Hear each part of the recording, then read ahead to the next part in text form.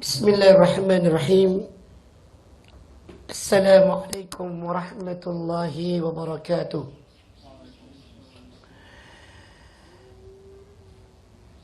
Innal hamdalillah nahmaduhu wa nasta'inuhu wa nastaghfiruh wa na'udzu billahi min shururi anfusina wa min sayyiati a'malina. من يهده الله فلا مضل له ومن يضلل فلا هادي له أشهد أن لا إله إلا الله وحده لا شريك له وأشهد أن محمدا عبده ورسوله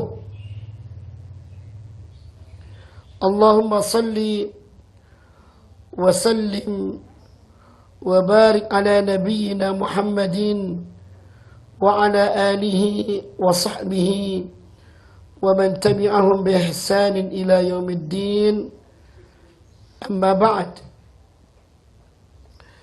إخواني في الله رحمني ورحمكم الله. Kembali kita bermajlis ilmu, dan ini suatu anugerah Allah yang termasuk di antara anugerah yang terbesar, karena sungguhnya majlis ilmu seperti ini adalah majlis yang hanya Allah khususkan bagi orang-orang yang dipilihnya, dan majlis ilmu ini adalah satu taman di antara taman-taman surga Allah Subhanahu wa taala. Semoga kehadiran kita di sini adalah kehadiran yang mendatangkan kebaikan, keberkahan untuk kita semuanya, dan menambah keimanan kita kepada Allah, serta membawa keselamatan dunia dan akhirat kita, dan menambah amal ibadah kita kepada Allah Subhanahu wa taala. Allahumma amin. Para jemaah sekalian yang dimuliakan Allah, bahasan kita pada pertemuan hari ini tentang kitab Al-Kabair adalah tentang Al-Kabiratus Tsaniyah, dosa besar yang kedua. Dosa besar yang kedua adalah qatlun nafsi, dosa besar membunuh jiwa. Ya, dosa besar membunuh jiwa. Dari judulnya saja menunjukkan tentang keagungan syariat Islam, di mana dari judul tersebut telah nampak bagaimana syariat Islam ini menjaga setiap nyawa, menjamin keselamatannya dan keamanannya. Maka tidak boleh darah itu tertumpahkan kecuali dengan 3 kejadian. Yang kata Rasulullah sallallahu alaihi wasallam, la yahillu damu imri'in muslim illa bi 3. Dalam sebuah hadis yang Imam Nawawi meletakkannya dalam kitabnya Al-Arba'in An-Nawawiyah. Tidak halal darah seorang muslim itu tumpah, artinya dia meninggal, dibunuh, kecuali dengan 3 perkara. Apa itu? Yaitu zani muhsan, orang yang menikah tapi dia telah berzina, maka darahnya ditumpahkan dengan cara dirajam. Yang kedua, qatlun nafsi allati harrama Allah alaihi, membunuh jiwa yang diharamkan oleh Allah. maka pembunuhnya dibunuh dengan cara dipancung. Yang ketiga, at-tariku lidinihi al-mufariqu lil jamaah, yaitu orang muslim yang murtad. Ketika dia murtad, dibawa ke pengadilan, ditanya kenapa sebab murtadnya. Kalau dia memiliki syubhatnya dibantah, diluruskan kesalahannya, disuruh tobat kembali kepada Islamnya. Namun bila dia tidak mau, maka pengadilan yang memutuskan untuk dia dipenggal. Semua proses ini tidak bisa melalui jalur pribadi, harus melalui jalur pengadilan dan negara yang memutuskan. Itu berarti ada semacam penjagaan yang ketat dan sulitnya darah itu ditumpahkan oleh setiap orang yang menginginkannya. Karena prosesnya demikian ketat, ya, sampai kemudian baru diputuskan tentang halalnya darah itu ditumpahkan. Dan ini menunjukkan bahwa Islam menjamin keselamatan setiap nyawa. Jangankan manusia, jangankan orang yang beriman, manusia secara umum pun dijamin. Jangankan manusia, hewan pun dijamin. Kita mendengar dalam hadis Bukhari tentang seorang wanita yang ahli ibadah, dia masuk neraka gara-gara matinya seekor kucing yang dimilikinya, yang dipeliharanya, tetapi dia mengikatnya dan tidak masih makan dan minum. Mati, dan lantaran kematiannya wanita tersebut walaupun ahli ibadah harus menanggung dosanya, dia masuk neraka. Ya. Apalagi makhluk secara umum. Rasulullah sallallahu alaihi wasallam pernah ditanya, "Ya Rasulullah, wa inna lana fil bahaimi ajran?" Ya Rasulullah, apakah kita ini dalam berbuat baik kepada binatang memiliki pahala? Kata Rasulullah, "Fi kulli dhati kabidin ratbatin ajrun." Hadis Muslim.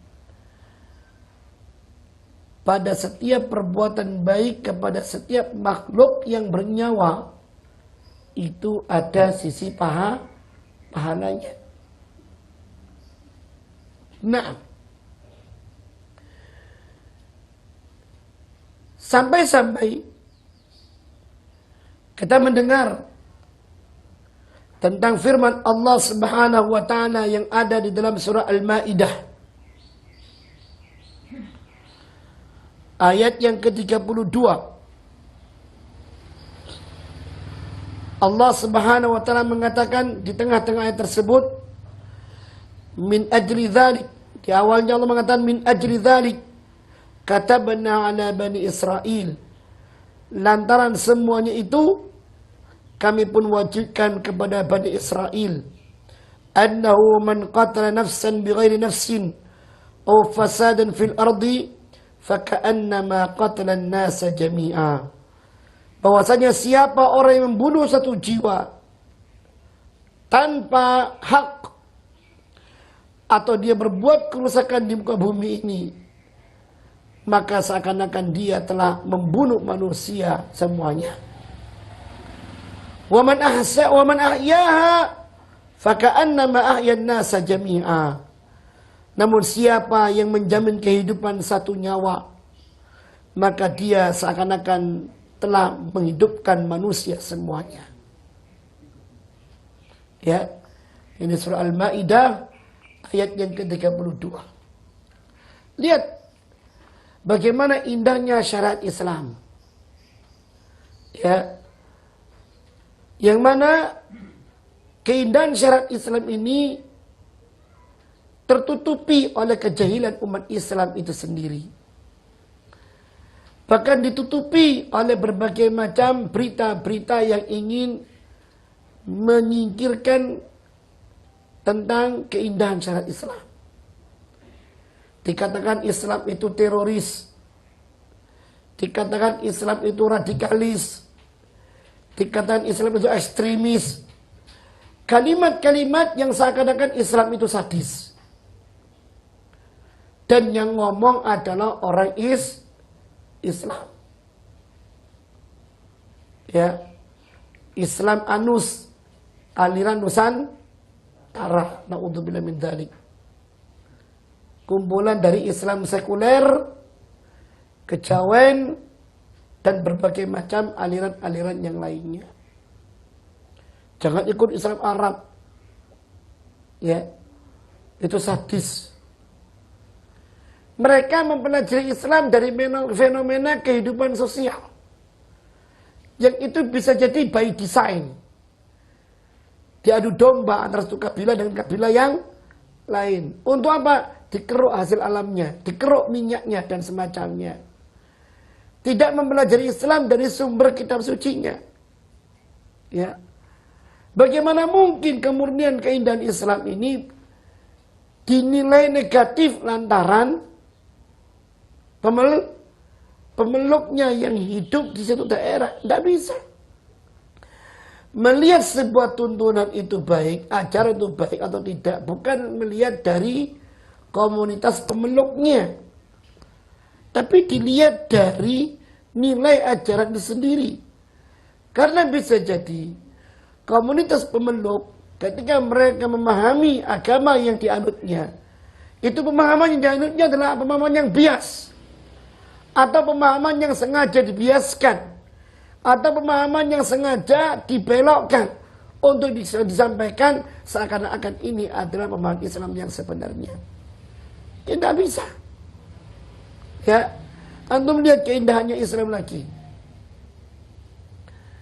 Rasulullah SAW mengatakan apa? Rasulullah mengatakan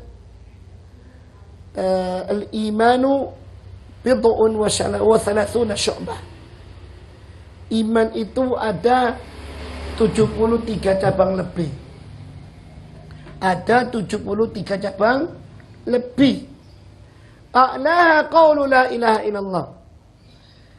Yang paling tinggi iman itu adalah ungkapan persaksian la ilaha illallah dengan segala konsekuensi yang melekat yang ada padanya. Wa adnaha, sedangkan replika iman yang paling rendah secara perbuatan adalah apa? Imatatul adza 'anit tariq, menyingkirkan halangan dari tengah jalan. Coba renungkan kalimat ini. Menyingkirkan halangan dari tengah jalan, apapun bentuknya rintangan tersebut. Entah lubang yang menganga, atau batu yang menghadang, atau dahan yang melintang, atau apapun juga gangguan yang mengancam nyawa seseorang yang melewati jalan itu. Orang muslim, orang mukmin yang melihatnya, dia membiarkannya, dipertanyakan tentang keimanannya. Kenapa? Karena ini bagian iman paling rendah. Artinya seorang mukmin itu ya harus benar-benar menjaga setiap nyawa orang. Jangankan tetangga kanan kirinya, orang lain atau siapapun yang tidak dikenalnya, yang melewati jalan yang ada rintangannya, yang itu bisa mengancam nyawanya. Seorang muslim harus menghilangkan rintangan itu. Entah dengan cara lubang yang ada dikasih tanah supaya dia menjerata, atau batu dihilangkan di tengah jalan, atau rintangan yang melintang dipinggirkan, sehingga dia menjadi jalan yang betul-betul bebas dilalui, nyaman untuk dijalani, dan tidak mengancamnya nyawa. Gak peduli mau yang lewat itu manusia atau yang lewat itu binatang, pokoknya ini rintangan harus dihilangkan. Loh kok bisa? Iya, ini perintah Allah kepada saya. Aplikasi ini adalah bagian iman yang paling rendah. Kalau nggak ada, dipertanyakan. Lah kok masih ada orang yang mengatakan Islam itu teroris? Dan kok ngene iki lho? Gak oleh. Itu berarti apa?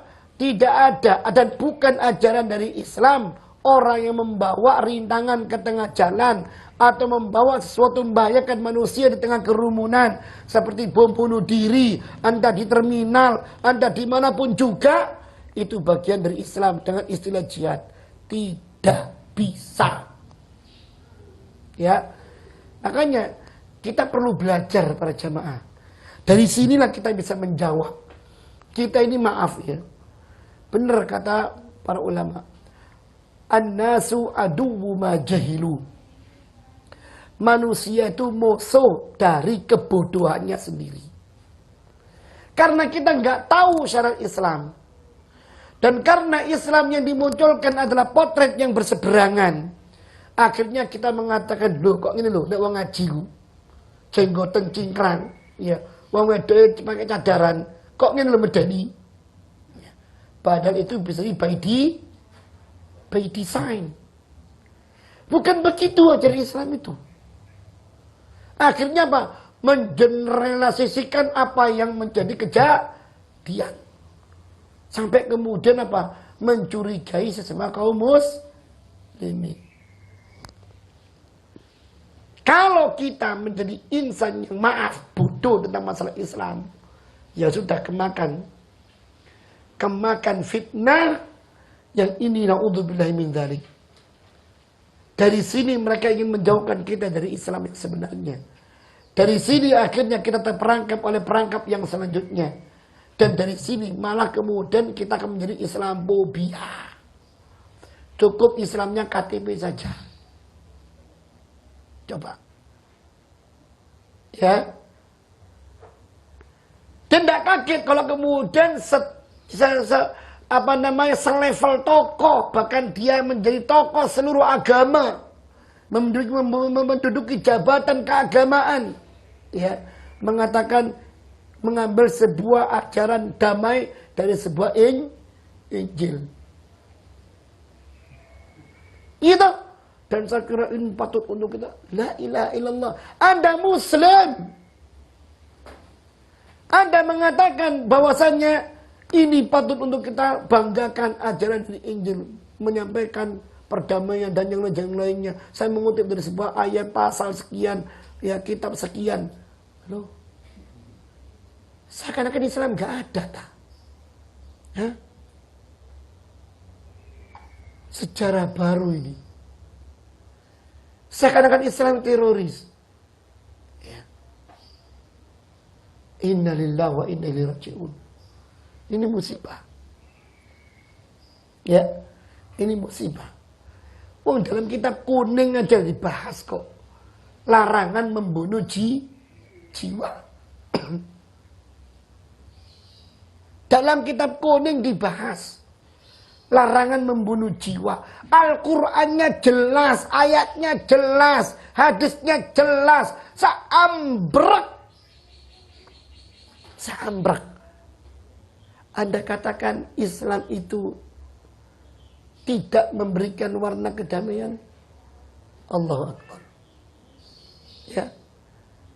Apakah Anda nggak melihat penjajahan itu dari mereka? Imperialisme dari mereka. Pemurtadan dari mereka. Dengan berbagai macam cara yang sangat sadis. Divide and impera dari mereka.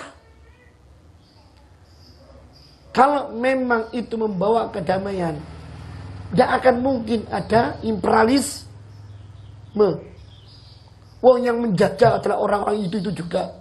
Nyaplok agama, nyaplok wilayah orang lain, dan yang lainnya. mana sebutkan Islam itu menjajah. Islam masuk ke Nusantara dengan cara damai. Damai. Anda mengambil sisi kedamaian dari sisi yang lainnya. Inna lillahi wa inna ilaihi raji'un. Baik, itu baru muqaddimah. Ya, sebelum kita masuk dosa besar yang kedua ini tentang larangan membunuh jiwa. Baik, kita ikuti. Kita lihat ayat yang pertama.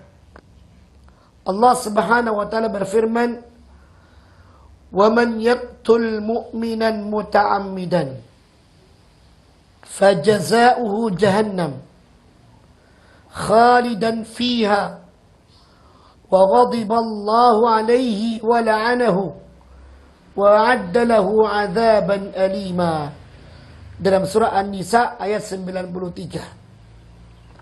Ini andai kata surat ini pernah terdengar oleh kaum yang suka carok atau semacamnya, insya Allah carok itu hilang.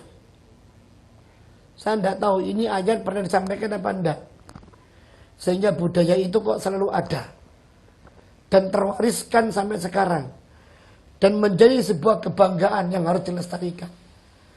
Inna lillahi wa inna ilaihi raji'un.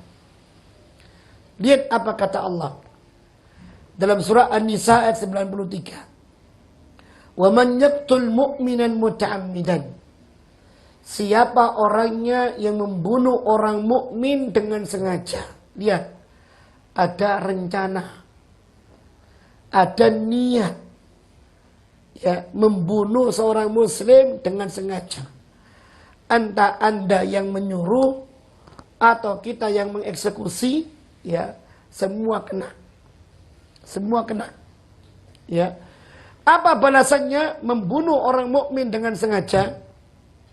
Fajaza'uhu jahannam. Balasannya pertama adalah neraka jahanam. Khalidan fiha. Masuk neraka jahanamnya secara kekal. Ini yang kedua. Wa ghadiballahu alaihi. Yang ketiga, Allah murka kepada orang ini. Yang keempat, wa la'anahu. Allah melaknat orang ini. Ya. Yang kelima, wa a'adda lahu 'adzaban 'azima. Allah sediakan bagi orang ini azab yang sangat pedih. 5 ancaman para jamaah. 5 ancaman.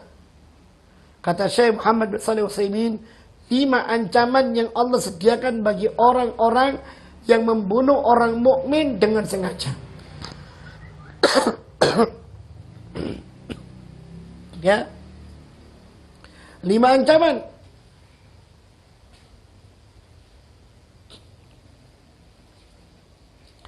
Neraka. Ancaman pertamanya. Dan pasti masuk neraka itu panas.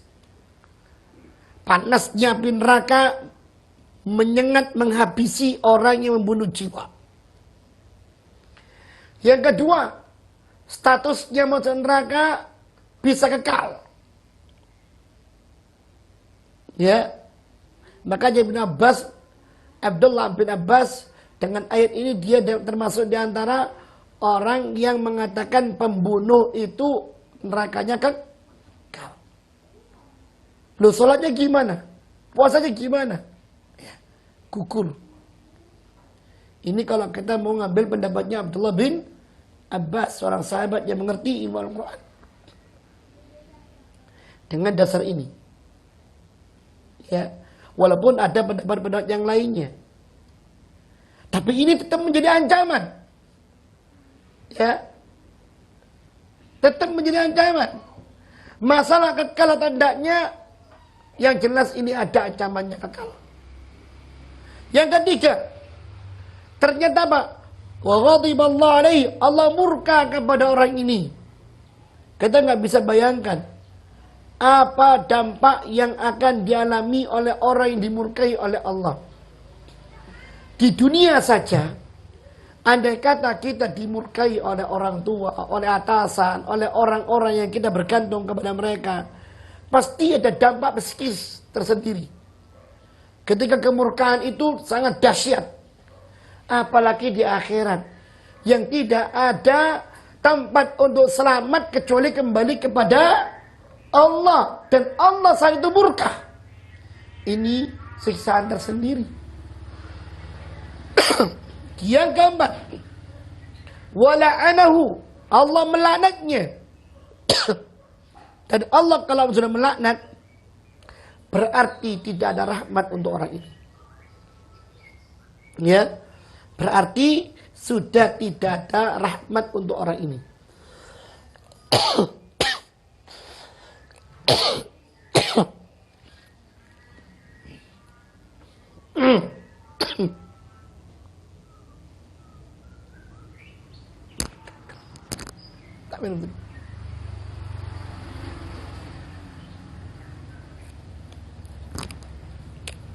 Bismillah.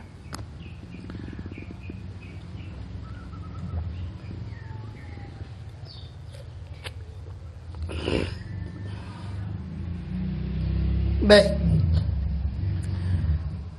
Kalau sudah Allah melaknat, maka tidak ada rahmat. Kalau nggak ada rahmat, jangan harap bisa muncul adanya ampunan. Semua tergantung kepada Allah. Dan kalau sudah kondisinya sulit seperti ini, sangat bahaya. Yang kelima, wa'adda lahu 'adzaban 'azima. Maksudnya orang itu ke dalam neraka tidak hanya kobaran api yang menyiksanya, ada azab lain yang Allah sediakan untuk mereka. Na'udzubillah min dzalik. Ya. Makanya ikhwan, hati-hati dengan nyawa itu. Saya emosi, boleh emosi. Ya. Saya marah, silakan marah. Saya jengkel, silakan jengkel. Tapi jangan sampai Anda menghilangkannya nyawa. Ya, hati-hati. Hati-hati kalau sudah menghilangkan nyawa ini. Orang kadang-kadang gara-gara hasad membunuh. Gara-gara gengsi membunuh. Ya. Masalah sepele. Masalah sepele, gengsi membunuh. Kenapa kok sampai membunuh? Iya, dia habis menergus, habis bentak saya depan orang. Hanya karena bentak Anda membunuh. Seberapa harga diri Anda? Ya. Aneh. Ini yang banyak terjadi.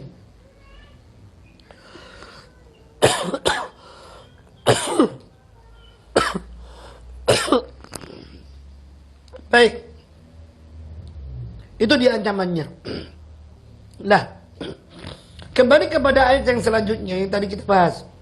Apa kata Allah? Man qatala nafsan bighairi nafsin aw fasadin fil ardi faka'annama qatala an-nasa jami'an. Orang yang membunuh satu jiwa tanpa kebenaran, artinya dia membunuh bukan karena balasan, karena orang itu telah membunuh, ya. Dan tentunya proses balasan ini melalui pengadilan, ya. Kata Allah, siapa membunuh satu jiwa atau dia membuat kerusakan di muka bumi ini, maka seakan-akan dia telah membunuh manusia semuanya. Ya, satu orang yang kita tumbangkan itu sama dengan kita menumbangkan manusia yang lainnya. Berat ini insyaallah. Berat. Sangat berat. Sangat berat. Tidak mudah ini. Wong besok aja orang yang membunuh keluarganya sendiri, misalkan bayi yang dikubur hidup-hidup itu, dia akan ditanya, orang tuanya akan dihisab sehabis-habisnya.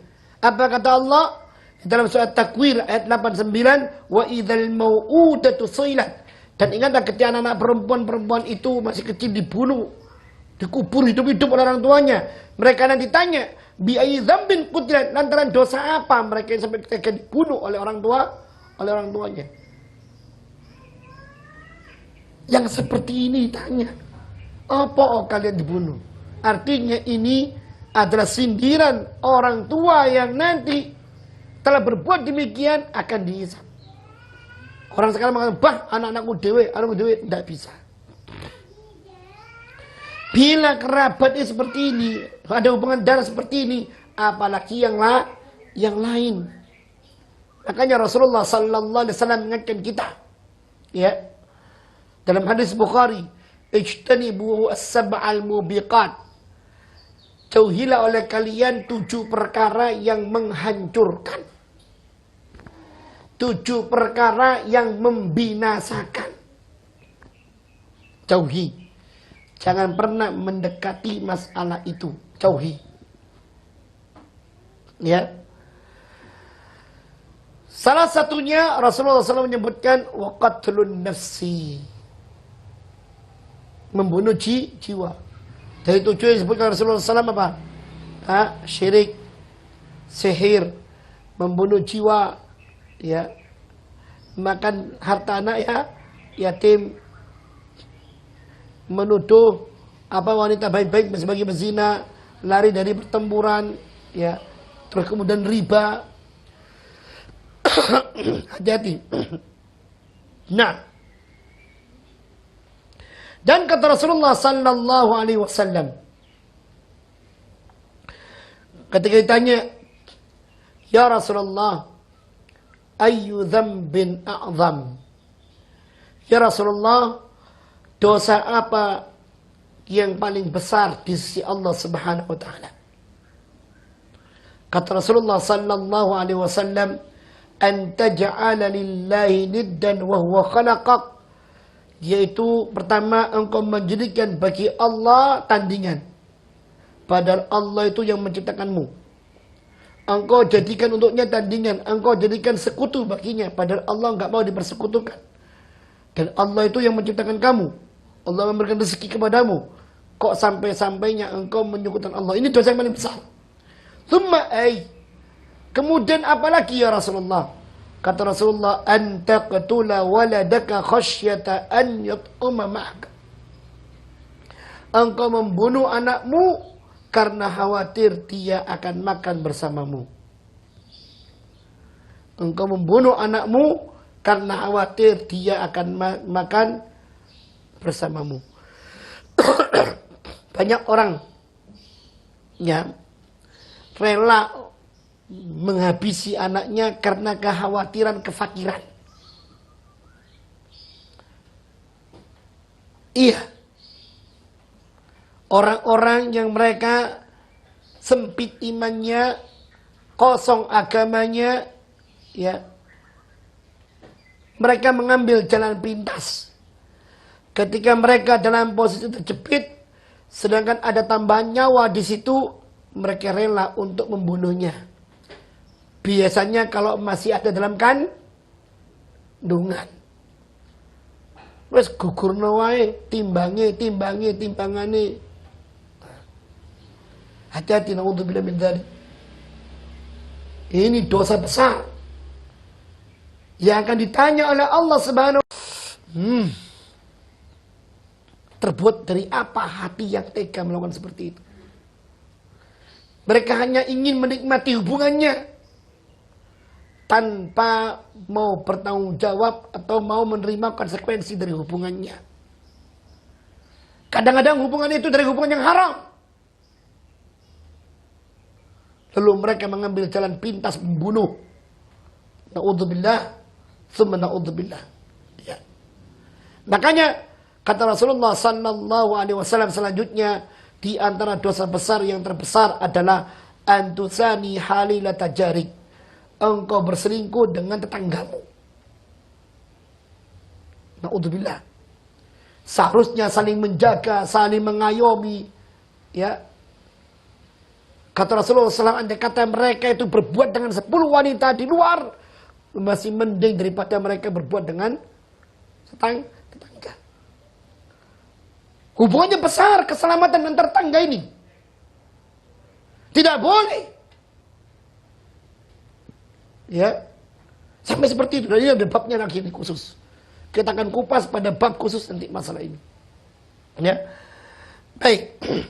Dan kata Rasulullah sallallahu alaihi wasallam lagi, ancaman terhadap dosa membunuh ini. Ustaz, bagaimana kalau tanya bagaimana dengan orang yang duel? Ya, duel. Mereka berseteru duel akhirnya. Gegeran duel akhirnya. Satu mati. Apakah yang mati ini juga masuk neraka? Disebutkan oleh Rasulullah sallallahu alaihi wasallam dalam hadis Bukhari ini, "Idzal taqal muslimani bisayfihima."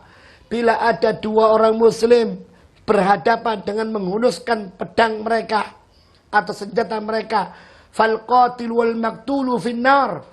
Orang yang membunuh dan orang yang dibunuh sama-sama masuk neraka.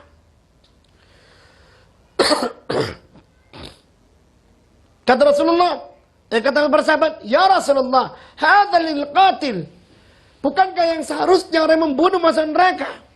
Fama balul maqtul? Lalu kenapa orang yang dibunuh pun juga masuk neraka? Kata Rasulullah sallallahu alaihi wasallam, innahu kana harisan ala qatli akhi, ala qatli sahibi.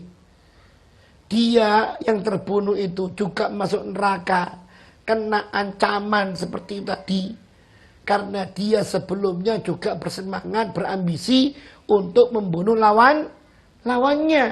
Cuma dia kedahuluan mati. Nah ini.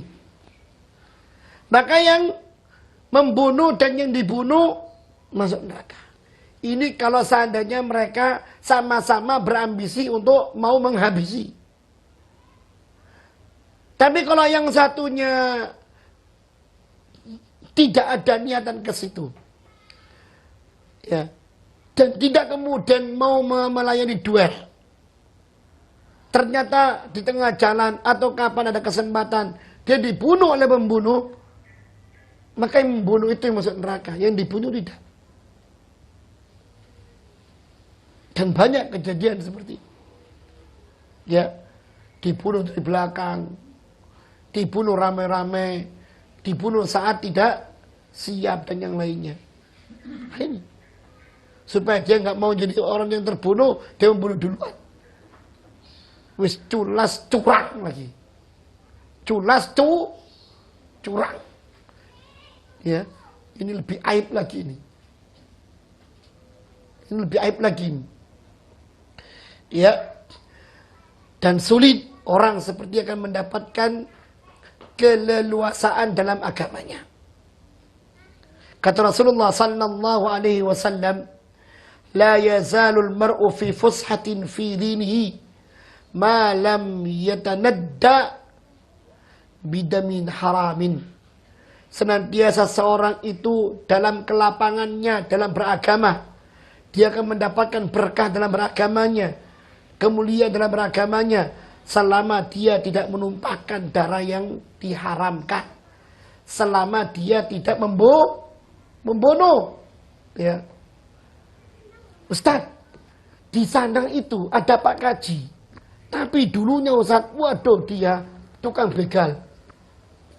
Ya, pembunuh bayaran, hajinya gugur, walaupun berkali-kali haji, karena harta hajinya dari itu, atau karena dia membawa dosa membunuh. Parah ini. Parah ini. Makanya karena besarnya masalah ini, karena pentingnya Islam itu untuk dijaga kemuliaannya, karena memang ajarannya mulia, membawa kedamaian dan semacamnya, Rasulullah sallallahu alaihi wasallam mengingatkan jauh-jauh sebelumnya. Kata Rasulullah sallallahu alaihi wasallam sebelum kematiannya, sebagaimana hadis Bukhari, la tarji'u ba'di kuffara yadribu ba'dukum riqaba ba'din. Jangan kalian setelah aku meninggal ini kembali kufur, kalian membunuh antara satu dengan yang lain. Ya, gegeran. Ya apa? Wah, pateni, ayo rame-rame. Aduh. Nah ini, ya, terjadi serangan antar suku, ya, terjadi serangan antar kabilah, antar grup, Tidak tahu kalau Sidoarjo ini ada enggak. Kalau di mana Jakarta sering, ya, orang Ambon sama orang Betawi atau orang mana, kadang Matraman dalam sama mana, ya. La ilaha illallah. Ya moga-moga MCG antar gang gak ono sing ngono. Amin. Jangan sampai kan begitu. Nauzubillah min dzalik. Atau mungkin MCG dengan yang lainnya, jangan sampai lah, insyaallah. Ya. Hati-hati. Sampai-sampai Rasulullah SAW mengatakan begini. Jangan kamu bunuh ya. Kata Rasulullah dalam ketika naik mimbar. Kata Rasulullah SAW gini. Wallahi la yu'min. Wallahi la yu'min. Wallahi la yu'min. Demi Allah orang itu tidak beriman. Demi Allah orang itu tidak beriman. Demi Allah orang itu tidak beriman.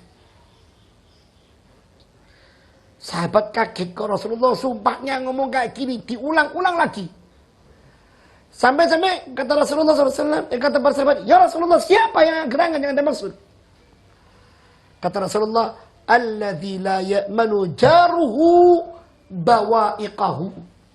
Orang yang mana tetangganya enggak pernah merasa aman dari tindak tanduknya. Omongannya ketus, tingkah lakunya kasar. Kalau kemudian bersinggungan, wani geger apa? Nah ini. Kata Rasulullah, wallahi la yu'min.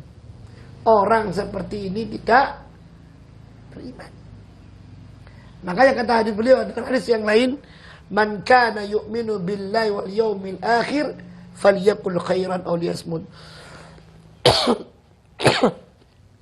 Siapa orangnya yang dia beriman kepada Allah dan hari akhir, hendaklah dia ngomong yang baik atau diam. Jangan mengungkapkan kata-kata yang membangkitkan amarah, mendulang permusuhan, membuat permusuhan, pertikaian, menimbulkan fitnah atau dosa atau semacamnya. La, man kana yu'minu billahi wal yawmil akhir falyaqul khairan aw liyasmut. Orang yang dia beriman kepada Allah, siapapun dia, ya, kalau memang betul-betul mengaku beriman kepada Allah dan hari akhir, artinya dia takut dengan hisab yang ada di hari akhir. Apa kata Rasulullah? Falyaqul khairan aw liyasmut. Antara dia ngomong yang baik atau dia diam. Kata Rasulullah lagi, wa man kana yu'minu billahi wal yawmil akhir falyukrim dhaifah. Siapa yang dia beriman kepada Allah dan hari akhir, hendaklah dia memuliakan tamunya. Sing teko wong sing paling tak benci usah. Dia datang ke rumah Anda. Dia tamu, muliakan. Simpan amarah Anda. Sampaikan senyum kepada dia. Kasih jamuan. Ya. Urusan statusnya itu urusan yang kedua. Tapi memuliakan tamu adalah perkara bagian dari iman kita kepada Allah. Kadang-kadang kita enggak. Ya. Ngikuti jengkel. Buah karepe. Tak depi nang ngarepe omah wae. Ya. Enggak. Kata Rasulullah lagi, "Wa man kana yu'minu billahi wal yawmil akhir", siapa orang yang beriman kepada Allah dan hari akhir, falyukrim jarah, hendaklah dia memuliakan tetangganya. Tetangga kanan, kiri, depan, belakang, ya. Dan jumlah mereka, kata Imam, ya, ada yang menisbatkan ini kepada Imam Syafi'i, adalah dari Anda 40 rumah. Kanan 40 rumah, kiri 45, depan ini 40 rumah. Ada menyebutkan begitu, para ulama salaf begitu. 40 rumah, itu tanda Anda. Ya. Semakin dekat dia dengan pintu rumah kita, semakin berhak dia mendapatkan kebaikan kita. Kata Aisyah, ya Rasulullah, aku punya 2 tetangga. Ya. Kepada siapa yang berhak mendapatkan kebaikanku paling utama? Kata Rasulullah, yang paling dekat pintunya dengan pintu rumahmu. Ya, buka pintu ketemu dia, buka pintu. Assalamualaikum, waalaikumsalam. Ya. Komunikasi Anda terjalin ini terus. Maka sebaiknya ini yang Anda jalin. Walaupun juga harus dengan yang lainnya dijalin. Adalah satu hal yang aneh. Dengan tetangga depan, kanan, kiri yang kita lihat dan mereka betul-betul dekat rumahnya dengan kita secara pintu. Kita kemudian memiliki sesuatu yang berjarak. Aneh. Inilah adab. Ini akhlak. Dan kadang-kadang kita nggak paham masalah ini. Ustaz, beda warna. Emangnya kenapa kalau beda warna? Dia kulit hitam, kulit merah, kulit kuning, kulit apa, terserah. Ya. Terserah.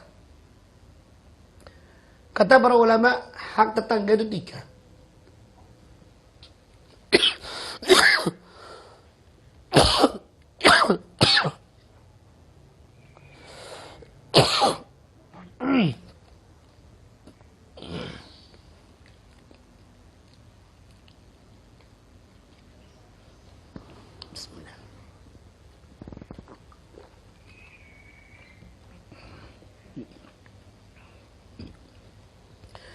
Melihat status tetangga tersebut dibagi 3.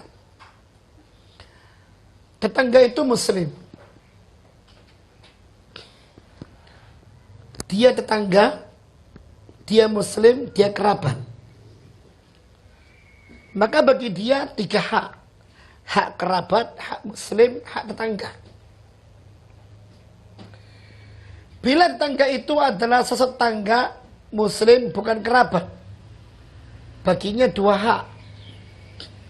Hak tetangga dan hak muslim. Bila tetangga tersebut tetangga bukan muslim, bukan kerabat, maka dia punya hak ketetanggaan. Melihat dari ini saja menunjukkan betul-betul harus ada jaminan yang kuat untuk memberikan rasa aman, damai kepada tetangga. Ya, ini kalau kaitannya kita lebarkan tentang masalah membunuh jiwa. Nah, dan yang jelas bahayanya sampai kita melayangkan nyawa seorang muslim ini ternyata di sisi Allah sangat dahsyat. Kata Rasulullah sallallahu alaihi wasallam dalam hadis Nasa'i, la zawalu la qatlu mu'min a'zamu mindallah min zawalid dunya. Terbunuhnya seorang muslim itu nilainya lebih berat, lebih dahsyat di sisi Allah ketimbang hilangnya dunia. Hilang dunia ini masih mending bagi Allah.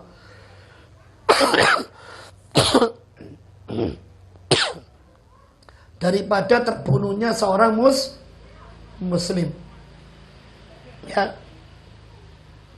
Hilang dunia ini. Apapun yang ada di dunia ini hilang. Hancur. Karena petaka dan yang lainnya.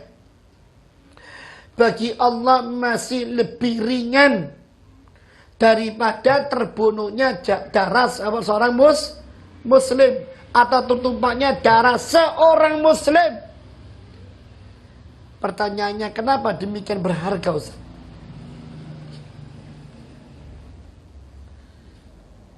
Kenapa demikian berharga? Karena iman yang ada pada dirinya. Kalimat la ilaha illallah itu andai kata ditulis dalam sebuah kartu kecil, ya. Kita pernah mendengar hadis bitaqah. Hadis bitaqah itu hadis tentang sebuah kartu. Ketika ada seorang hamba disidang oleh Allah Ta'ala, ya, disidang. Hamba ini memiliki 99 lembar catatan amal. Satu lembarnya itu lebarnya ke depan sejauh mata memandang, ke kiri sejauh mata memandang, ke kanan sejauh mata memandang. Itu lebarnya. Semua tertulis tentang amal dia, perbuatan dia, tanpa menyisakan satu kejadian kecil pun. Jumlahnya 99 lembar. Makanya dalam surah Al-Kahfi disebutkan, "Ma li hadzal kitab la yughadiru saghiratan wala kabiratan illa ahsaha." Kitab apa ini? Ketika mereka dapatkan buku catatannya dengan tangan kirinya, dia enggak meninggalkan amalan besar maupun kecil kecuali semua dihitung, dicatat. Ketika dia baca satu persatu, wah celaka kata dia. Celaka, habis aku ini, habis. Dibuka lembaran-lembarannya, banyak catatan buruknya. Ya, wes, habisnya. Kata Allah, "Atunkiru hadza?" Apakah engkau mengingkari perbuatanmu ini?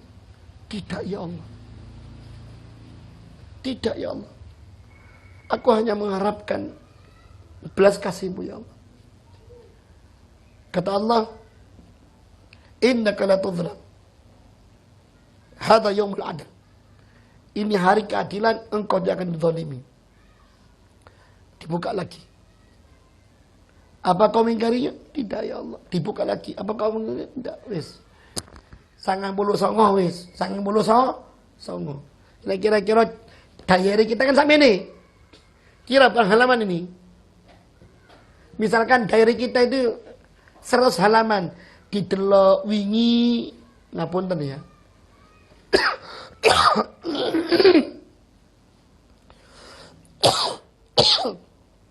Wingi ngentit. Saiki bojo. Ya. Terus ono maneh gegeran. Ono maneh apa? Apa? Macam-macam pokoknya.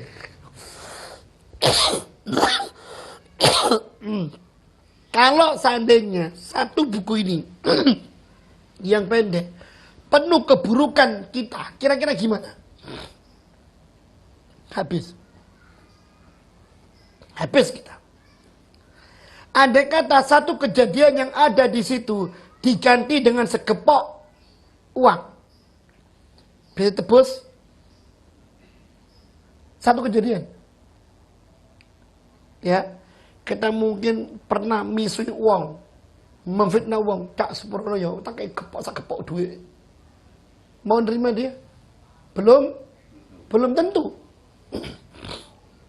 Ya, ini di akhirat 99 catatan amal.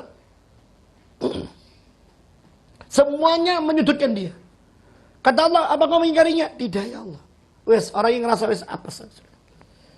Dia bersih-bersih. Kata Allah, "Innaka la tudlam wa inna laka hasanah." Engkau sebenarnya tidak menjadi orang yang dizalimi dalam persidangan ini karena ini keadilan. Dan sebenarnya engkau memiliki satu kebaikan.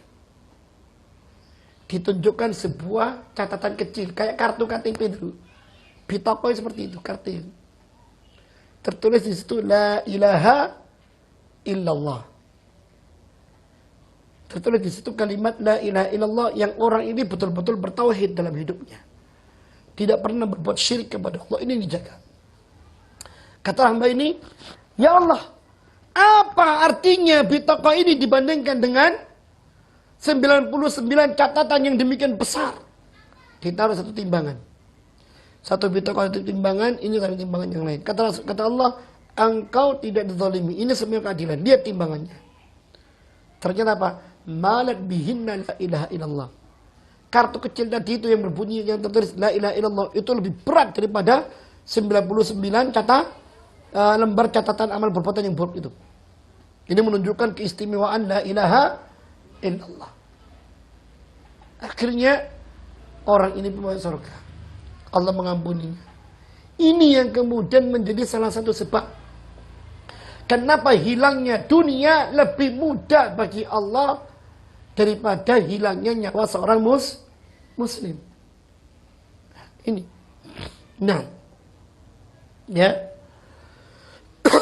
Dan besok kata Rasulullah sallallahu alaihi wasallam dalam hadis Bukhari, tentang persidangan manusia di dunia, nah di akhirat nanti, ketika Allah menghadirkan fulan dan fulan, dipanggil oleh Allah, lawannya dipanggil. Itu kata Rasulullah, awwalu ma yuqda bainan nas fid dima.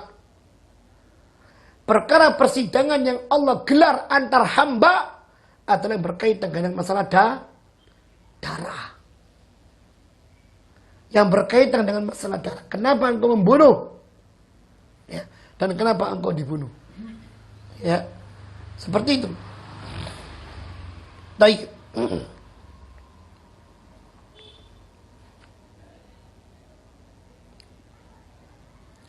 Nah, para jamaah sekalian yang dimuliakan Allah Subhanahu wa taala. Pertanyaan selanjutnya. Apakah ada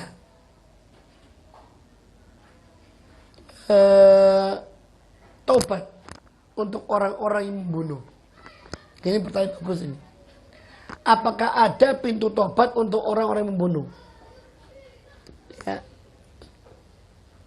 Apakah ada pintu taubat untuk orang-orang yang membunuh? Jawabannya ada. Lihat di ayat yang pertama, ayat yang kedua dalam buku ini. Surah Al-Furqan ayat 68 sampai 70. Ya. Surah Al-Furqan ayat 68 sampai 70. Allah mengatakan, "Walladzina la yad'una ma'allahi ilahan akhar." Dan orang-orang yang tidak pernah berbuat syirik kepada Allah.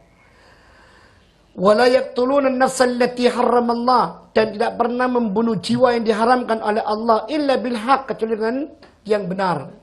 Yaitu 3 cara tadi. Dan itu melalui persidangan. Wala yaznun, dan mereka yang tidak pernah berzina. Wa man yaf'al dzalika yalqa athama. Namun siapa yang melanggar itu, maka dia akan mendapatkan dosa yang besar. Artinya orang yang tidak membunuh jiwa, orang yang tidak berbuat syirik, orang yang tidak berzina, ada jaminan dari Allah keselamatan.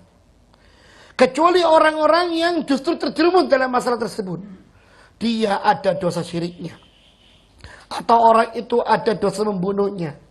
Atau orang itu pernah berbuat zina. Wa man yaf'al dzalika yalqa athama. Kata Allah, orang yang berbuat itu akan mendapatkan dosa yang besar.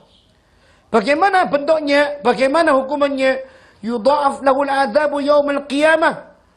Akan dilipat gandakan oleh Allah azab itu dari kiamat kelak nanti untuknya.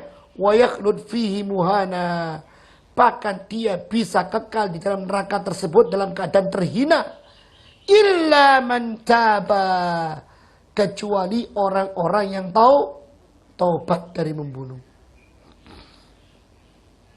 Ya. Kecuali orang-orang yang taubat dari membunuh. Ya, fa innallaha illa man taba wa amana wa amila amalan salihan fa innallaha fayubaddilu Allahu hasanatihim sayyi'atihim hasanat wa kana Allahu ghafurur rahima. Ya. Kecuali orang-orang yang taubat, kemudian beriman kembali, kemudian beramal saleh kembali, Allah mengganti keburukan mereka menjadi kebaikan. Dan Allah Maha Pengampun. Lah, ayat ini adalah pintu harapan. Angin segar bagi orang-orang yang tadinya memiliki dosa yang sangat besar, yang mungkin saat itu dia kelak. Dia gelap mata, dia kalap, dia yang lainnya. Ya. Akhirnya kemudian tatkala dia menyesal. Maka Allah buka pintu itu. Sebelum dia mati, ada tobat, Allah akan mengampuni tobat, akan mengampuni dosanya. Allah akan menerima tobatnya dengan cara yang benar tobat tersebut. Nah, pertanyaannya adalah, kalau memang ada pintu tobat, bagaimana tobat orang ini bisa betul-betul menjadi tobat yang sempurna? Nah, ini dia.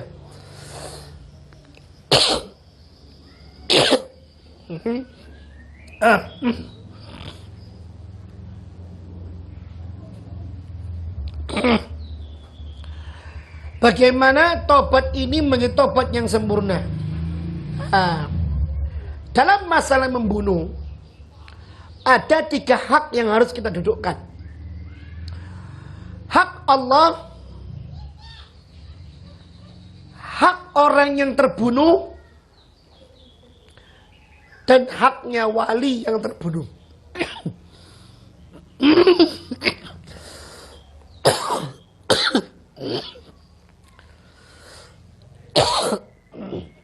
Saya minta maaf.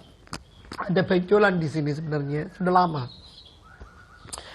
Kalau kena sedikit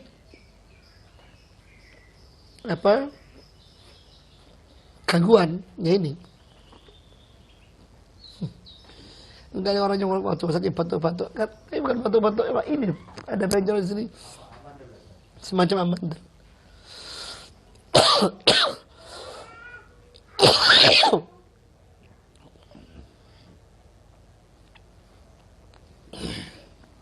Sebentar Pak.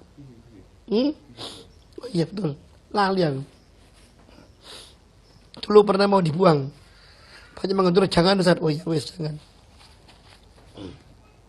Tapi dampaknya gini nih. Terutama kalau itu kondisi drop. Wah sudah.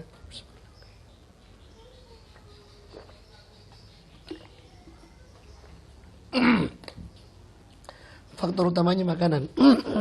Baik. Oke, kita lanjut ya. Ada 3 hak. Hak Allah,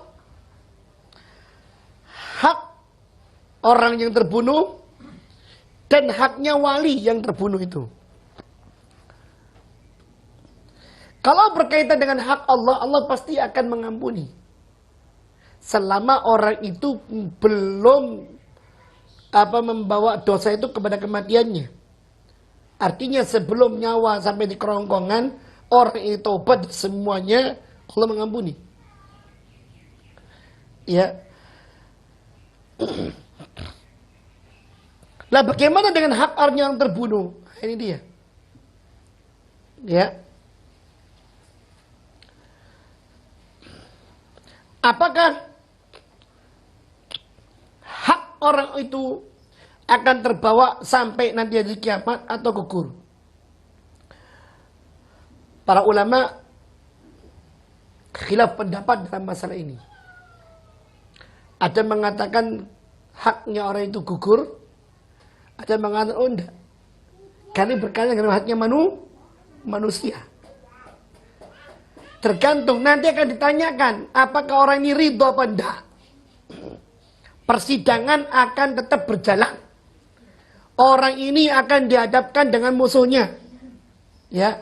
Dan akan diminta oleh Allah Subhanahu wa taala tentang keridhaan orang ini ketika di akhirat kelak. Ya, ini hak orang terbunuh. Bagaimana dengan haknya wali? Ya ini haknya wali.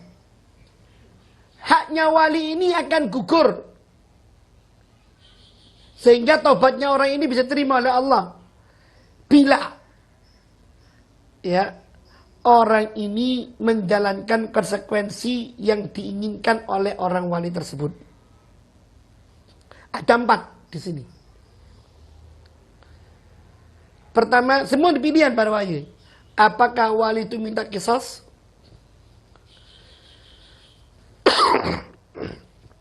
Kalau wali minta qisas, maka orang ini sebelum diqisas tobat, beres.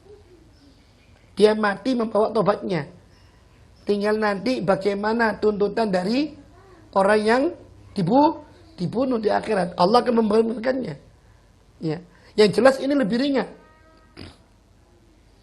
Atau yang kedua, wali memaafkannya. Kalau maafkannya ya sudah beres. Atau yang ketiga,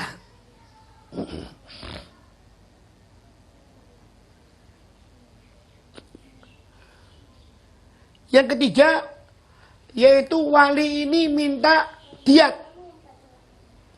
Atau diat tebusan. Dan dalam syariat ada takaran tebusan. Wes, aku gak apa-apa, tapi bayar diat. Apa diatnya? Ya harga 100 ekor onta. Oh iya Pak. Piro regane unta?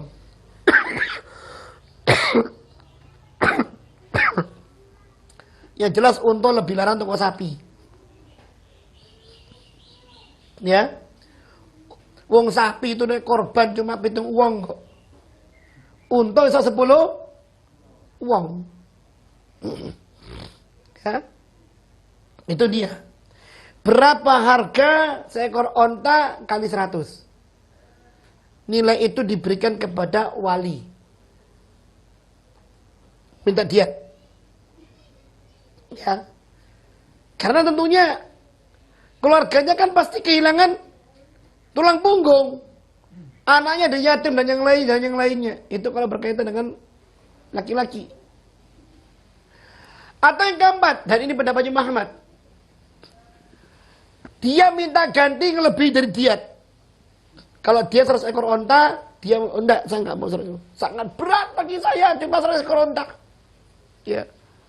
Sangat berat. Ya, semua beliau betul-betul bernilai dalam kami, dalam rumah tangga kami, dalam ini. Akhirnya kami minta 3 kali lipat diat. Ya sudah. 3 kali lipat diat, ya sudah, bayar. Ini. Jadi nggak gampang, Pak. Ya. Makanya negara yang menjalankan syariat Islam itu enak, aman, Pak. Aman. Allah mengatakan wa fil qisasi hayatu ya ulil albab. Dalam masalah qisas itu ada jaminan kehidupan yang bisa diimpi-impikan. Sak geger-gegere wong, gak kira mate ini. Gak kira.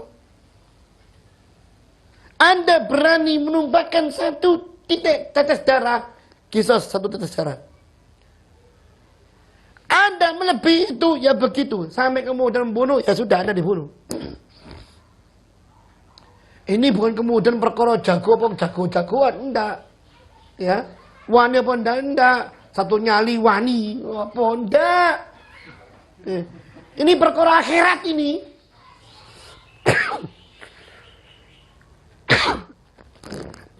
Ini perkara akhirat. Gak gampang. Apa artinya kemudian wani 1 nyali untuk jihad ngoyo? Cekelan granat iki. Oh, coba. Cekel granat ngoyo. Ya. Tidak. Ini bukan masalah wani atau tidak wani. Ya. Ini masalahnya akhirat. Buat apa kita mendapatkan pandangan kata orang di dunia, terus kemudian tebus dengan kecelakaan akhirat yang abadi? Na'udzubillah min dzalik. Ya, jangankan untuk itu para jamaah. Coba antum lihat ya pelajaran kita selanjutnya ini. Lihat di akhir-akhirnya. Ya, di akhir-akhirnya. Ngapunten Pak. Terima kasih. Ya, lihat ini. Kata Rasulullah sallallahu alaihi wasallam, "Man qatala mu'ahadan lam yarih raihatal jannah wa inna rihaha yujadu min masirati 40 aman." Hadis Bukhari. Ya. Sampai membunuh jiwa selain orang muslim itu pun ditata di sini. Siapa yang membunuh orang yang mu'ahad, orang kafir yang terikat perjanjian.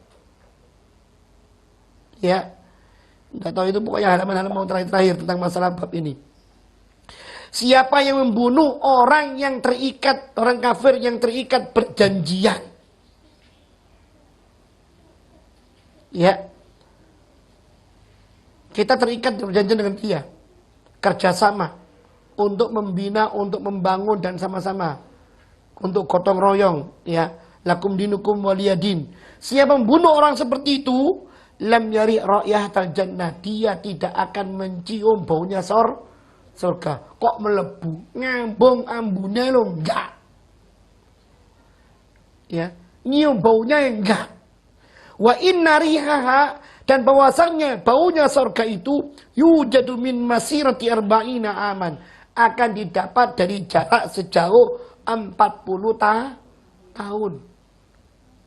40 tahun lagi kita baru nyampe surga. Baunya sudah kecium. Masya Allah. 40 tahun lagi. Baunya sudah kecium. Apalagi untuk orang mukmin. Dan kata Rasulullah SAW lagi yang lain, ya, saya enggak membunuh, saya enggak ikut-ikut. Nah, hati-hati. Tapi Anda ikut memberikan bantuan. Hati-hati. Lihat di situ hadisnya lagi. Hadis riwayat Ibnu Majah. Saya memang enggak bacakan semua hadisnya ya. Kata Rasulullah, "Man a'ana ala qatli mu'minin."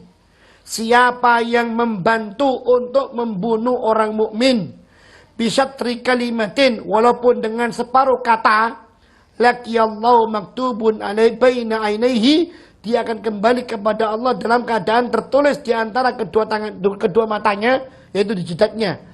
Ayisun min rahmatillah, orang yang miskin dari rahmatnya Allah. Ayis itu orang yang tidak bisa diharapkan padanya rahmatnya Allah. Orang yang terhapus dari rahmatnya Allah. Tertulis di sini.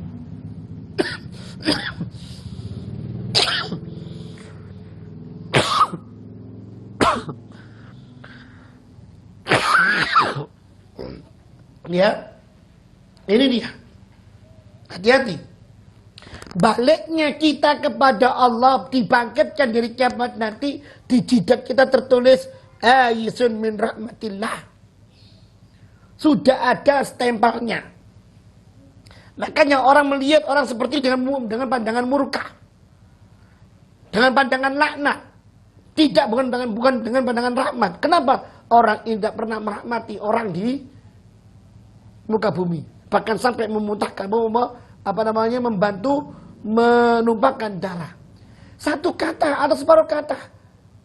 Contoh misal kode, nang buri wonge, ya, kode, kadale nang pawon,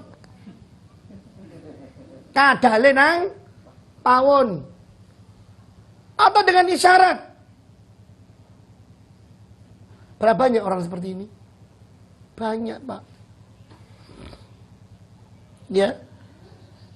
Banyak. Bahkan dia tahu, tapi dia tutup mata. Berapa banyak orang seperti ini? Banyak. Dia nggak mencegah. Dalam pikirannya, pokoknya jadi aku. Ya, apakah seperti ini cara Anda berislam, bertetangga? Pokoknya didik aku, pokoknya didik keluarga. Tidak, jangan. Sekarang mereka yang terancam, suatu saat Anda yang terancam. Kan ini mungkar. Sepakat kemungkarannya. Man raminkum mungkaran falyughayyir biyadi. Siapa yang melihat kemungkaran rupa dengan tangannya. Fa illam yastati' fa bilisan, kalau enggak bisa dengan lisannya. Fa illam yastati' fa biqalbi, kalau enggak bisa dengan hatinya. Wa dzalika dhaful iman, dan itu adalah separuh iman. Tapi yang dengan hati ini bukan kemudian membiarkan. Minimal Anda tahu ada perencanaan, Anda sudah ngasih kode kepada korban. Wes cak jonong gini cak. Apa? Jonong gini sampai sudah disentok di ini apa namanya? Di sniper. Sampai sudah di sniper. Betul. Ojo balik nek iso hilang. Terus gitu. Jangan sampai kita membantu terbunuhnya sebuah nyawa. Ini dibahas pula. Taib, barakallahu fikum. Semoga menjadi pelajaran berharga buat kita semuanya. Ya.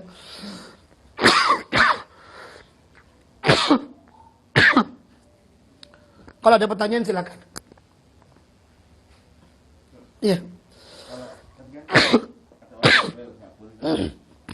ada olahraga seperti tinju atau segala macam itu, tapi satu muslim satu non muslim, sebenarnya nggak ada membunuh, tapi pertandingan ya yang non muslim meninggal. Lah iya. Sebenarnya tidak boleh itu. Jadi pertandingan dalam Islam itu boleh dalam bentuk gulat.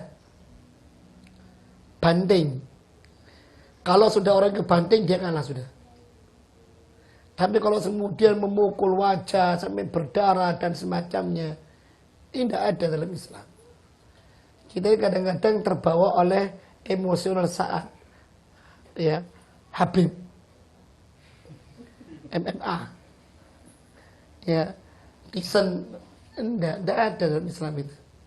Dalam Islam itu olahraga yang semacam itu yang diperbolehkan adalah gulat. Dan Rasulullah SAW pernah mengalahkan seorang musuh, akhirnya dia masuk Islam karena kalahnya. Wallahu ta'ala a'lam. Ya, cukup.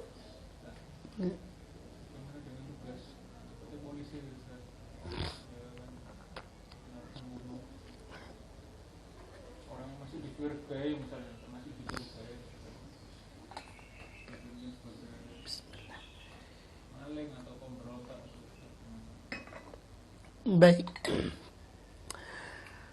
Seorang petugas keamanan, ya, seorang petugas keamanan, dia selalu pada posisi suudzon. Dan memang petugas keamanan, petugas pertahanan itu paradigmanya beda dengan kita. Mereka harus pada posisi suudzon. Karena dengan posisi suudzon itu akhirnya keamanan terjamin. Sampai saya melebu. Iku, kok jenggotan, walaupun jenggotan. Ya. Tetap harus dititeni. Ya. Yang jenggotan dititeni, yang enggak jenggotan ya dititeni. Ojo kemudian yang jenggotan dititeni, yang kelimis, alah, enggak. Enggak. Dititeni tetap. Ya. Untuk menjamin keamanan. Bagaimana kalau seandainya perbuatan mereka sampai kemudian menghilangkan nyawa? Ini jawabannya adalah hulu. Iyyakumul hulu. Kata Rasulullah, hati-hati kalian dari perbuatan berlebih-lebihan. Fa innal hulu ahlaka man kana qablakum. Karena hulu itu menghancurkan orang-orang sebelum kalian. Ya. Hulu itu banyak. Tidak hanya berkaitan dengan masalah akidah, termasuk pada masalah muamalah. Hulu itu ada 3 ranah. Hulu dalam masalah akidah, hulu dalam masalah ibadah, hulu dalam masalah muamalah. Ini hulu dalam masalah muamalah. Ya. Dalam masalah akidah, hulu kebanyakan masuk dalam masalah syirik. Dalam masalah ibadah, hulu kebanyakan masuk dalam masalah bid'ah. Kebanyakan ya, walaupun ada perincian yang lain. Dalam masalah muamalah, hulu masuk dalam masalah apa? Mengambil haknya orang lain, termasuk hak nyawanya. Ini, hati-hati. Rasulullah sudah memberikan kita. Iyyakumul hulu, fa innal hulu ahlaka man kana qablakum. Ya, karena hulu itu membinasakan orang sebelum kalian. Apa yang terjadi kalau seandainya, ya, proses yang dijalankan oleh pelaku penjaga keamanan hulu, ya, hulu dia, ya, pasti ya, yang bukan malah keamanan yang terjadi, malah suasana mencekam, benar. Silakan Anda jalankan prosedur itu dengan sebaik-baiknya, tetapi ingat, terlarang Anda sampai menghilangkannya. Nyawa. Mencurigai boleh. Ya. Menahan silakan. Tapi ingat, dia punya hak yang harus Anda jaga. Jangan sampai nyawanya hilang. Ya. Kembali kepada tadi. Hilangnya nyawa seorang muslim lebih mudah bagi Allah daripada hilangnya dunia. Ini bukan ijtihad ini. Bagaimana kalau ijtihad kemudian dapat 1 pahala? Enggak. Salah jawaban itu. Ya. Tapi kita sulit menjalankan. Ya memang kondisinya Anda di situ. Pekerjaan di situ. Ya Anda harus profesional di situ. Jangan kampungan. Anda harus profesional, jangan kampungan. Gitu loh. Ini penting ini. Bukankah data itu selalu ada? Dan data itu banyak seambrek. Cuma kadang-kadang kita malas membaca data. Ini loh masalahnya. Kita malas membaca data, kita nggak mau susah dalam masalah itu. Termasuk, membaca data itu membaca data keislaman. Kalau Anda sebagai orang penegak keamanan, kalau ada isu yang berangkat seperti itu, maka Anda harus perkuat data sisi keagamaan Anda. Sehingga Anda tidak membaca data keagamaan dari sisi pelaku keagamaan itu. Ya. Kalau Anda miskin referensi data keagamaan Anda, maka Anda akan salah dalam membaca pelaku. Gitu loh Pak. Semua ini by data.